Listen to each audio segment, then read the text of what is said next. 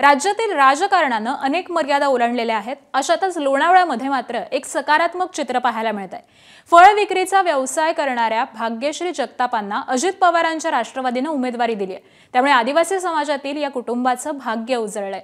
पण राजकारणाचा गंधही नसलेल्या जगताप कुटुंबासमोर आता प्रचाराच्या रणधुमाळीला सामोरं जाण्याचं मोठं आव्हान असणार आहे। गेल्या 10 वर्षांपासून जगताप कुटुंबाचं उदरनिर्वाह फळ विक्रीच्या व्यवसायावरती अवलंबून आहे।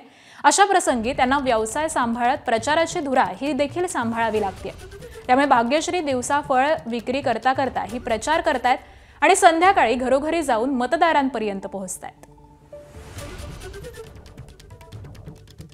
सुनील अण्णा शेळके हे राष्ट्रवादीतून आहेत। त्यांनी मला हे तिकीट जाहीर केलेलं आहे एसटी कॅटेगरीमधून। मग त्या तिकीट दिले त्याचं ते आम्ही नक्कीच सोनं करू हे दिशेने आम्ही वाटचाल चालू केली आहे। परंतु प्रचार आता कसं करताय? आम्ही बघतोय की सगळीकडे प्रचार सुरू आहे, तुम्ही इथं फळं विकताय।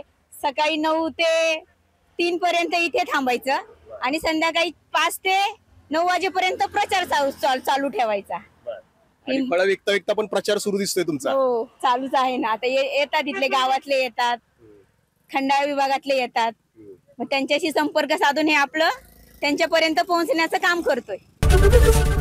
एबीपी माझा, उघडा डोळे बघा नीट।